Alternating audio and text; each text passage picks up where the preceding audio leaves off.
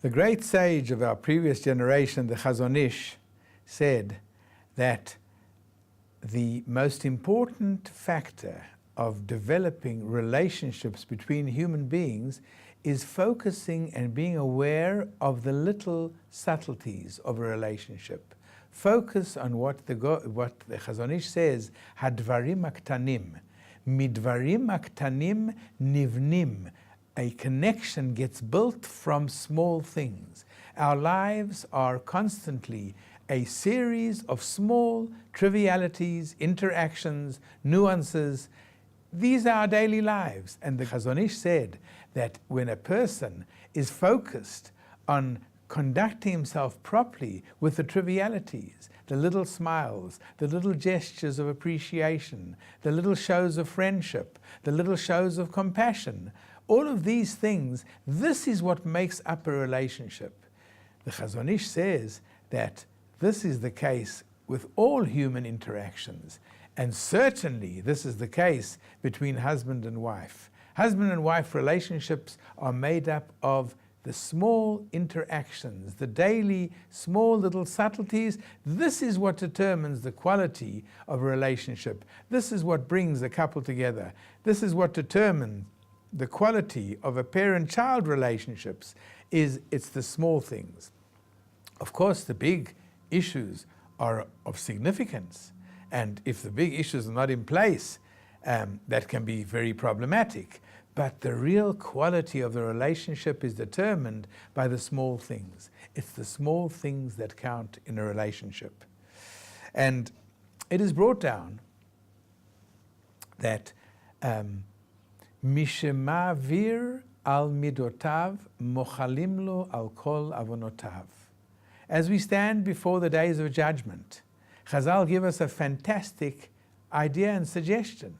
They tell us that it's a fact of nature that Mishemavir al midotav, someone who forgoes, who acts contrary to what his desires or his expected responses should be, and he acts contrary, he's fully in control. Mishemavir al midotav, someone steps on his toe, and instead of shouting or reacting violently, he forgoes. Chazal say, Ma'avirim al kol avonotav, he's forgiven all of his sins. What is this principle that Chazal are telling us? That a person who's in control of his midot, who is willing to forgo, he is forgiven everything. This is based on the fact that our judgment in heaven is based largely on our conduct here on earth. Our conduct in earth determines the type of judgment we're going to receive in the great heavenly judgment. Hashem looks at the way we judge our fellow man. And if we are gracious and kindly and forgiving and foregoing, then Hashem too will apply this same form of judgment to us when He judges us. He says, oh, this individual is so forgiving, I will be forgiving to him.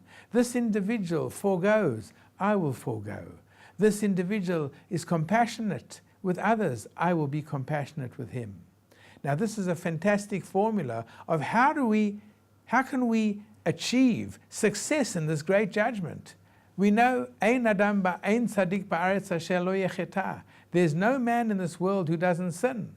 So we are full of sins. We come to the heavens in the day of judgment, and we come with many, many sins. Sins can be small sins. Sins can be sins we're not even aware of. They can be great sins. They can be sins of subtlety.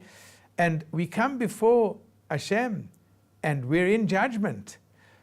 If the harsh measure of judgment is applied to us, then the chances are very slim we're going to make it.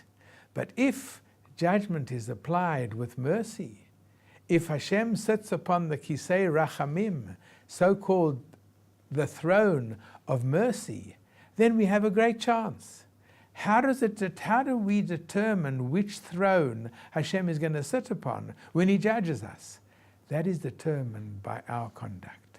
So when we are forgiving to a child misbehaves, and we are forgiving. When we are forgiving, when we are compassionate with a child, when we are with a friend, with anybody, if we are displaying and demonstrating merciful conduct in all our interactions with humans, then Hashem will apply this same measure to us.